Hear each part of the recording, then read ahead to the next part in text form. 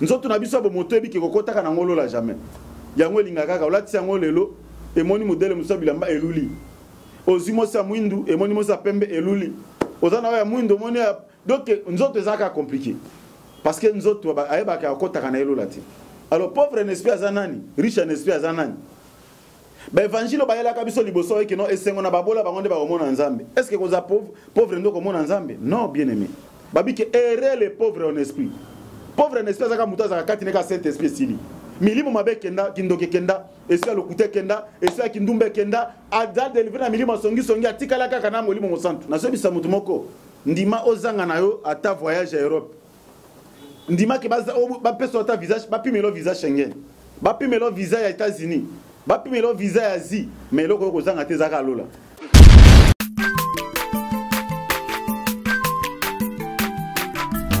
aza mwana moto te po akosangai abongwani pete po awangana nzambe ya le Nazarien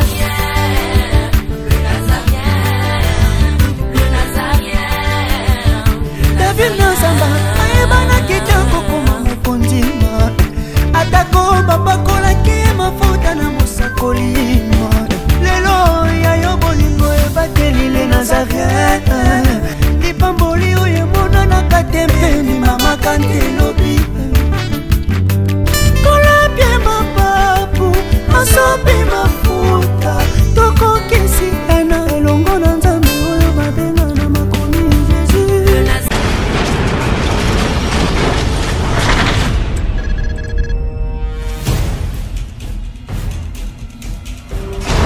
Bonjour bien-aimés dans le Seigneur, que le Tout-Puissant de Jacob vous bénisse. Nous voici encore une fois pour vous proposer un nouveau programme. Et donc chaque dimanche, sur le Nazaréen, vous suivrez le moindre de tous, l'évangéliste Roger Bach. En accord avec 2 Timothée chapitre 4, le verset 1 à 2, je paraphrase. Je t'en conjure devant les hommes et devant Jésus-Christ qui doit juger les vivants et les morts. Et au nom de son avènement et de son royaume, prêche la parole. Nous vous apporterons, bien-aimés dans le Seigneur, le message qui est basé sur Jésus-Christ et de Nazareth. Afin que soit accomplie la parole qui dit, montrez-nous seulement l'agneau, cela nous suffira. Et donc chaque dimanche, sur le Nazaréen, vous suivrez le moindre de tous, l'évangéliste Roger Bach. La prédication, afin que le peuple comprenne la profondeur, la hauteur, la largeur et la surface même de la profondeur de l'infinie grandeur de Dieu qui a été révélée dans notre Seigneur Jésus-Christ. Et donc, bien aimés dans le Seigneur, transportez le message et annoncez-le à tout le monde. Et donc, chaque dimanche, sur le Nazaréen, vous suivrez le moindre de tous, l'évangéliste Roger Bach. À vous tous qui nous suivez sur YouTube, que Dieu vous bénisse. On se retrouve le dimanche, chaque matin, avec une prédication de Jésus-Christ, afin d'éclaircir les Écritures, d'ouvrir les yeux des enfants de Dieu et de permettre à ce que le peuple sorte de ténèbres pour aller vers l'admirable lumière de l'Éternel et recevoir ainsi au travers de cette prédication l'héritage afin que tous les sanctifient. Que Dieu vous bénisse. Shalom peuple de Dieu, Nzambe apambola bino, ezangai humble serviteur, Nzambe atindi katinaba nae l'apôtre Amashia Kayoka. De partout au Bozali, bino bato bolanda biso na www.nazareentv.com. Nzambe apambola bino. Et le retour banabino maté anabiso auto bandoté la bino chaque dimanche pour nabino ba boza nabandaku na ebike oza malamu mingi to bando partager lilo banzambe pe to banda pe ko bonde la pour nabino parce que to za la besoin nzambe a se manifester na via ba na nzambe nyonso. C'est pourquoi nzambe a pambola bino na nyonso oyekoleka. Ciao, nzamba pambola.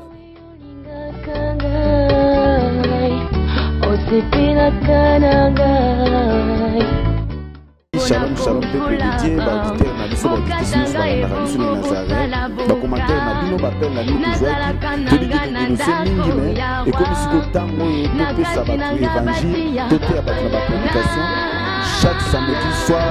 Vraiment beaucoup na kolanda musa na bino yo pasteur Richard vraiment na kozala wana pour étudier ba nzambe na nzela baenseignement na nzela baprédication nzambe apambola bino mingi vraiment botikala branche chaque samedi bobanda kolanda pasteur richard na pourquoi na chaîne kokolingaka mingi tobanda toujours koenseigner koyebisa bino nzambe akoyebisa bino mpona koprépare église ya kolo na royaume de cieux parce que bible ezobaki no atindaki babikisaki moto azobika kaka na kolia mpe komela te me moto azobika na maloba nyonso bima na moko na nzambe botikala branche bolanda biso chaque samedi vraiment napesi bino mbote baika abongwani pete po awangana nzambe alona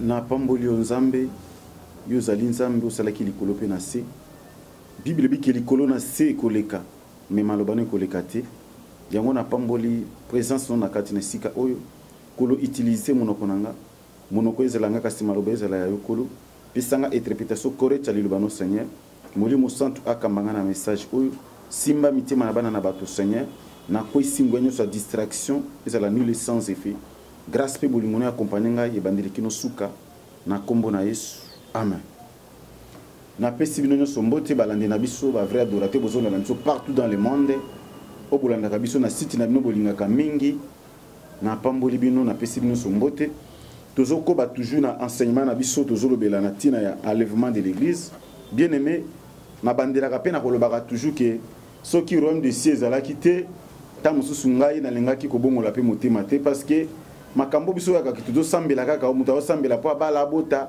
avoyager babike meme bapagano mpe balukaka makambo kaka moko wana mais kolo ayebisaki biso ke non chercher premièrement le royaume des cieux leloko ya liboso soki mondima bongoli motema eloko ya liboso ezaka bokonza likolo meme ntango jésus abandaki première prédication na ye abekaka repentez-vous car le royaume des cieux est proche abandaki na kaka bato base repenti mpona omona bokonza likolo eloko ezaka repentance nde eza base makambo tomonaka baguérison badélivrance eyaka na deuxième position mais eloko ya liboso tobongoli motema biti na biso bachrétien awa tozalaka bapaya ta mosu omonaki mokili eza ya yo ozomonaki moyotika mokili eza te mais bato babanda mokili ava biso baza te lelo bato babandaki batango ya biso ya koko na biso tobi adam na eve bakufa baza su te bato ya mokili ya noe bakenda bato ya mokili ya loti bakufa babike makambo ekomelaki ntango ya loti na ta na biso mpe ta na biso ekokoma bible ezobanda soki génération na biso ekoleka te tokomona événement ya mwana motu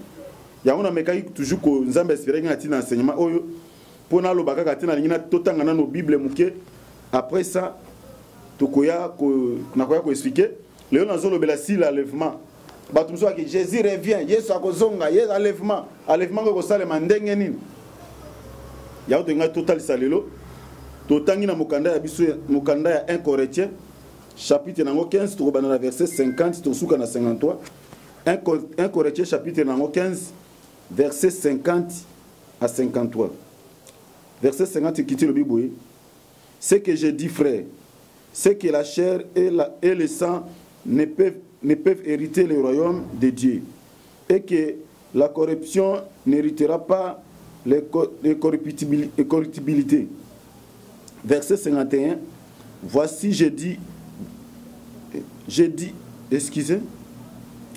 voici je vous dis un mystère.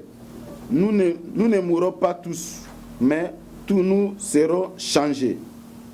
Dans verset 52,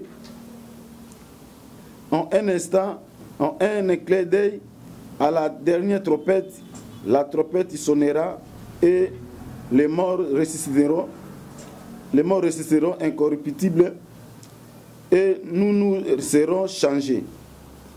Car il faut que le corps corruptible revêt incorruptibilité et que ce corps mortel revêt immortalité. Tout ce qui on a toqué toujours dans Mokanda 1 Thessaloniciens chapitre 4 tout banana verset 14 à 17. Bible na verset 4 tout tangi le Bible 1 Thessaloniciens chapitre 4 verset tout banana 14 toqué na 17 souka na 17. Bible le Bible car si nous croyons que Jésus est mort et qu'il est ressuscité, croyons aussi que Dieu ramènera par Jésus, avec lui ceux qui sont morts. Verset 15. Voici en effet ce que nous vous déclarons d'après la parole du Seigneur. Nous les vivants, restés pour l'événement du Seigneur, nous ne dévancerons pas ceux qui sont morts. Verset 16. Car le Seigneur lui-même a un signal donné. À la voix d'un archange et au son de la trompette de Dieu, descendra du ciel et les morts en Christ ressusciteront premièrement. Verset 17. Ensuite, nous les vivants qui seront restés, nous serons tous ensemble enlevés avec eux sur les nuées à la rencontre du Seigneur dans les airs. Et ainsi nous serons toujours avec le Seigneur. Totangi moketo lekimba moto tanga bongo to expliquer na Matthieu chapitre 24.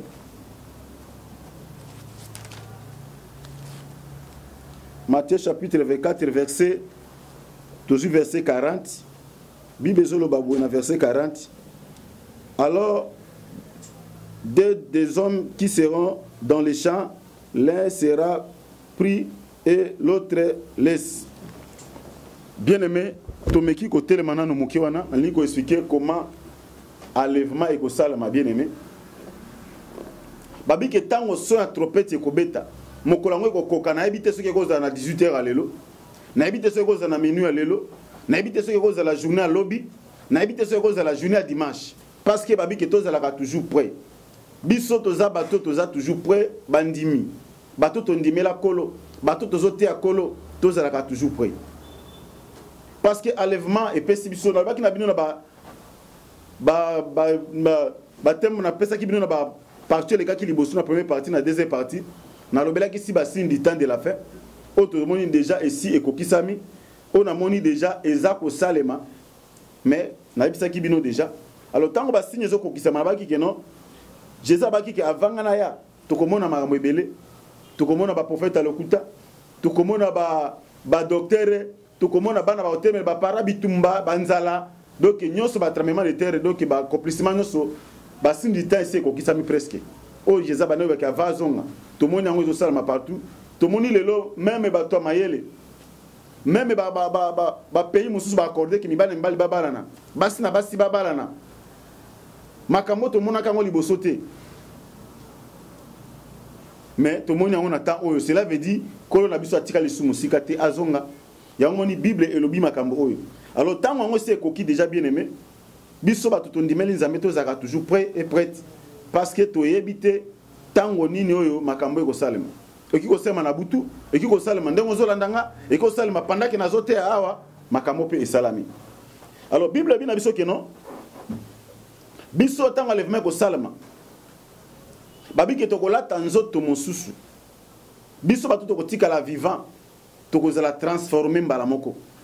Babi ke mebiso toko précipiter te ba kufa. Bato ba kufa bangonde bako sekwa liboso. Bakomba oneto te ko banalingala ke non, bako neto ma liboso na biso. Après biso bato tika la viva toko changer, toko lata nzoto. Ozali incorruptible. Bien aimé. Bato ebele ba kasake non, ko sambele zaka kakena sambela non, enlèvement bato ba to ba kram sukola ko zonga kana monoko. Mabike biso ko lata nzoto mosusu parce que nzoto eza na maina makila et kokotaka na bokonza likoloti. Voilà pourquoi mona ke nzoto yo ezaka toujours na besoin kaka ezaka makambo contre non nzambe alingaka te. Nzoto na biso bo moto ebike kokotaka na ngolo la jamais. Yango lingaka kaka olati yango lelo e moni modele musa bilamba eluli. Ozimo sa mwindu e moni mosa pembe eluli.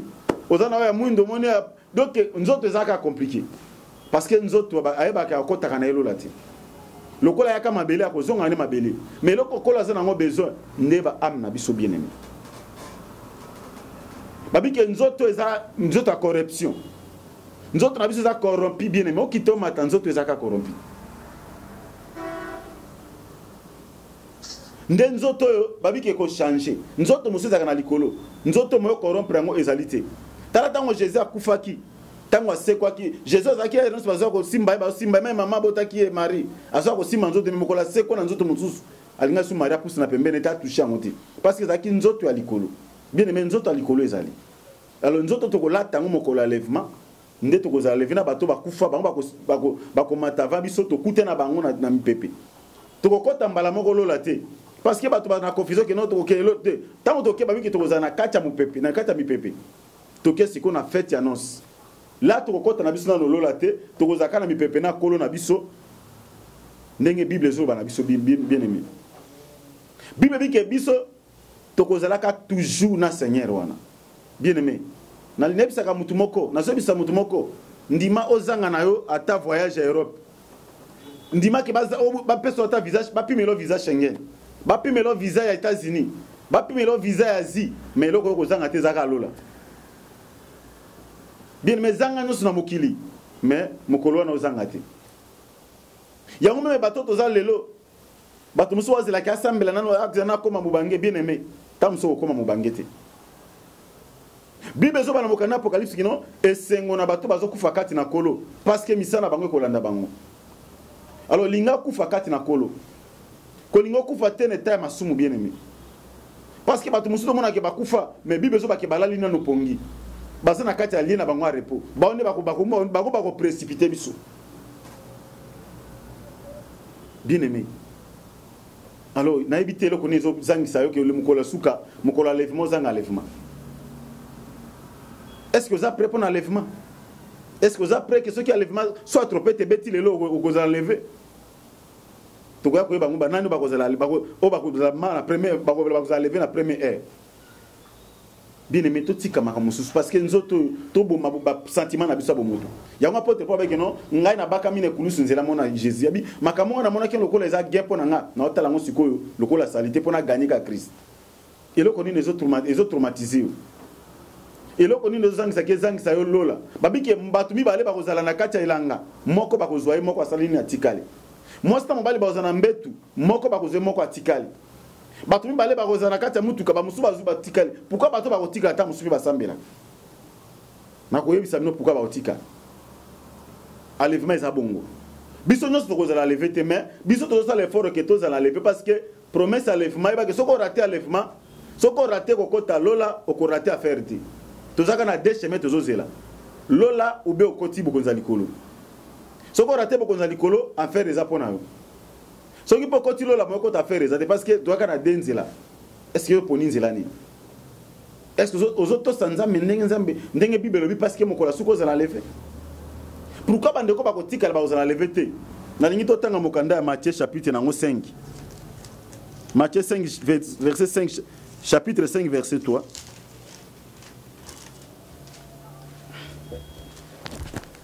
Tout le temps, Jésus-Christ a dit que Matthieu chapitre 5, verset 3, Bible.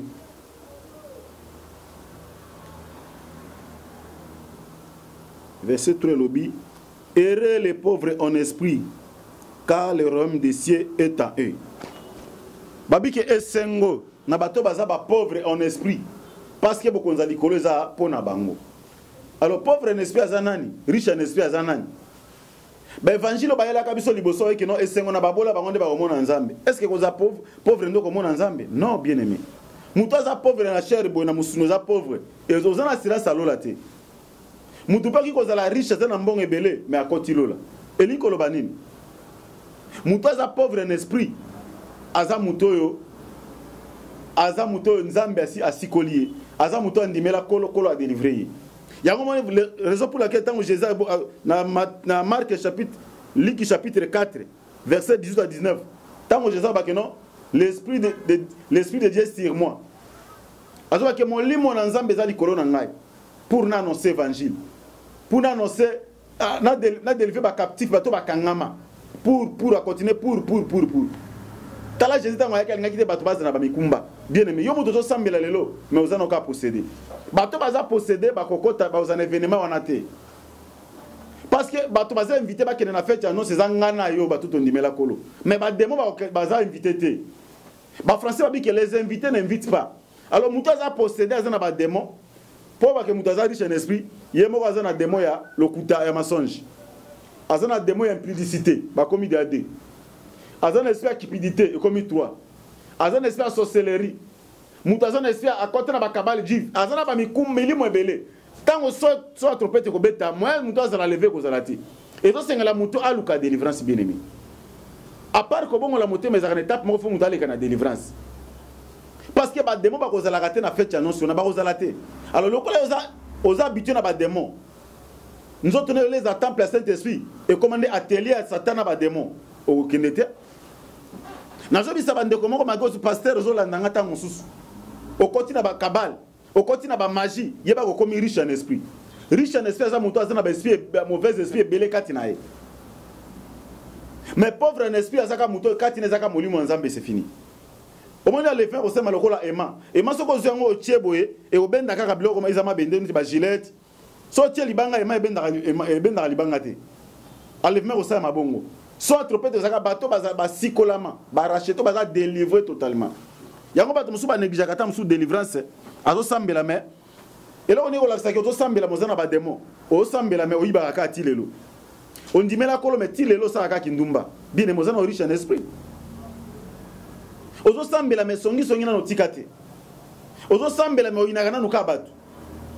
Ba démon ba si balatio parce que ceux qui molimo za eza molimo nzambe eza molimo santa so ekoti kati na mutu ezaka toujours opérationnel ceux qui molimo santa kiteli mutu mutabani ko teya mutabani ko prophétiser ozomona mais ceux qui molimo mabe koti kati na mutu mutako sala kaka misalo molimo santa ko tinda sala molimo mabe otinda sala plutôt so ko zana molimo moyibi e ko tinda toujours yiba ozola na makambo ya molimo ezalaka alors bien aimé tala bato lelo bazo sambela lelo mais bazo sala kama be cela veut dire bato bazo na liberté muta comme bibi que ceux qui mona ko siko la bino boko zala réellement libre mais lelo zana liberté parce que le sambela kama ti lelo zoiba ti lelo zaka ndumba ti lelo zaka ka escroc ti lelo zaka na kacha ba kindoki ti lelo zaka no magicien mais otanga kombo Jésus bien aimé oko zala lever babiki esengo na babola molimo pauvre en esprit na biki aza muto kaka kai tineke zaka Saint-Esprit c'est tout mais ndero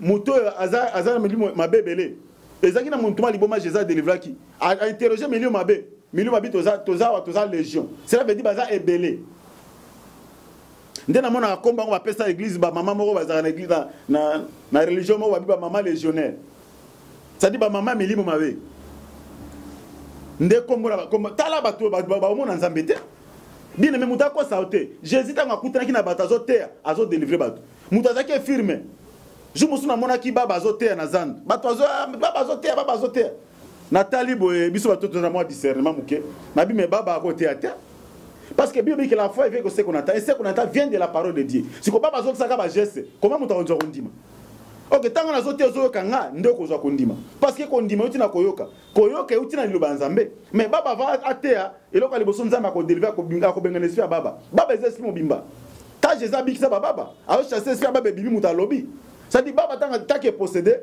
nzambe ko sala na posséder te mais combien bana nzambe lelo bazana mikumba combien ba sana nzambe lelo ba passer le kolanga ba continue ba longe mais bazo pesa bana nzambe espère que Jésus revient bien sûr est-ce que vous allez lever pasteur prophète apôtre archibishop archipape architecte tobenga topeso ba kombo yolingi na peso ba titre nyonso est-ce que vous allez libérer est-ce que vous êtes pauvre en esprit tala richesse ni yozo mema milimo e tulu kwa milimo mabe mais mutatia kabatu bible bien aimé ce que vous avez délivré même pas autant dans la vie chrétienne et bien autant la bien parce que ba démon ba sakati ba ko commander yo ce que c'est yé bible bi ke elombe ko tanda ko elombe ça qui a neutralisé na nuit alors démon ta ko tela ka mutu ka a neutraliser ki bo mutu ya mutu tango ya konzi si ko komi ko commander yo les leçons nga zone espère moyibité ata tie mbongo no na okwesi na ko lokota na zong selio mais ce que c'est moyibe zano kati na nga so okwesi mbongo na nyatango na makolo na ozela okende pona na zona zwango ozomona ba stratégie bon mais combien de pasteurs lelo bazana ba milieu mabe combien de bana nzambe lelo bazana ba démon ba musu ba ke délivrance za raté bien aimé mutako sauté le tala livre de comment ça la livre à cœur de l'homme na kina za nango mais malheureusement temps ezate prochainement dans la sabina ngo omona ke mutu azana katina za posséder omona ke ba démon belé esprit apparent esprit orgueil ba makamuso sa kabiso zomona za yote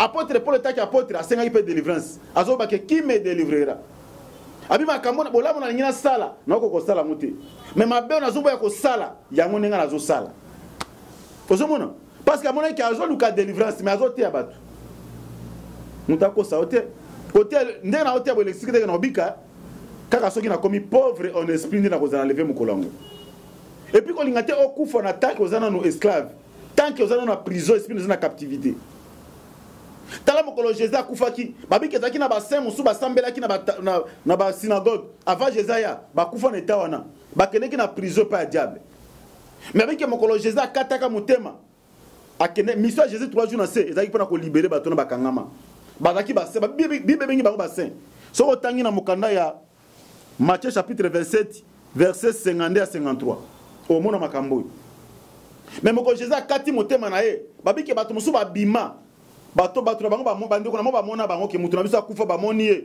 apena sima na ba disparaître. Pourquoi Jésus a libéré bango po bazaki ba fils ya Abraham et sengele ki ba kende kuna alongola bango na kati ya kebo umbu po na ba hériter royaume de cieux. Siko ba kote na lia repos. Ya moni même ceux qui mutu akufi ezaka diable aka wele esprit mutu be ba ange bayaka. Tala na liwa Moïse Satan a wele le bembe wana. Mais le cas Moïse a qui délivré, a qui pauvre en esprit, et c'est que Nzambe a récupéré. Il y a un monde qui n'a pas de transfiguration, il y a un alors qu'on a été au coup de état aux âmes non possédées. Ça, la délivrance va nous bien aimé. Même si on a quitté Bissiko Zali, on a qu'on la délivrer, et ça bien. Si on a coup de état possédé, au moins on a levé, on a zolo clairement. La Bible n'a pas de verset. Tangana Matthieu chapitre 5 verset 3. Babi que errer les pauvres en esprit. Pauvre en esprit zaka muta zaka kati neka saint esprit sili milimo mabe kenda kindoke kenda esia lokute kenda esia kindumbe kenda ada délivrer na milimo songi atikala kaka na molimo mosantu ndo mona batu bazaka même souple na makamanzam mais muta zaka a posséder même pas prier azal na lourdeur au sakanate ye bisikaka makamabe mabeza ke masumu ezandi sika sepilaka so même na prière bandi ba raison mais so même côté concert ezali wana osepela bien aimé tozo c'est l'enlèvement linga oza la délivrer on dit mais nzambe mais luka pe délivrance ba posséder ba comment on a besoin parce que yo za posséder oza assemblée na ba démon moi oza la lever que les invités parce que le ko la ba invité ki yo le ko oza na ba démon je ça otiko parce que les invités n'invitent pas bien aimé na comme que na suka pona mokona lelo vraiment bandeko bolandi biso botika la branche prochainement to ko yo ko na baki to ko yo ko la makamonyoso après alefani ne kolega na mokili tokoye ko la tito koma na Jérusalem nouvelle tito ko ta te promise to kena ba jugement dernier vraiment étape na l'obélisque kaka ndeto ko te connaître tout lama babi ki to ko changer to ko la tanzoto mosusu alors ngo nzoto ebike mai na makele ko kota kana ngolola te ya mona lelo nzoto linga to sa masumu nzoto lingi lokuta nzoto lingi kindumba nzoto lingi makambu kaka ya mabe po nzoto ko kota kalola te to ko la ta ka ba nzoto mosusu bien aimé banga nzambe luka délivrance ndimela ko parce que tango zana bomo nzamba bikisaka mutu na simaliwa te ezana ba église zuwa kosa bato mutu akufi boya osele messe ya suka ezalaka te soki mutu akufi na kati ya mabe c'est fini nzamba azobikisa tango ozoka loba nzambe lelo tango se repentir nde nzambe abikisi yo nzamba abikisaka mutu na simaliwa na ete alors bien aimé na komi na suka soki olingo benga ngai tosolola soki makambo so kopenaki bien te soki olingo tuna ba question toza wana numéro na nga téléphone ezali plus 243 99 848 78 07 plus 243 99 848 78 07 na pesi bande konyo so ba vrai adorateur so botika la branche na chaîne na bino chaque samedi bobana kolanda pasteur Richard samedi soir bokolanda ba prédication bokolanda ba enseignement nzambe apambola bino na pamboli bino na kombo na Yesu bye.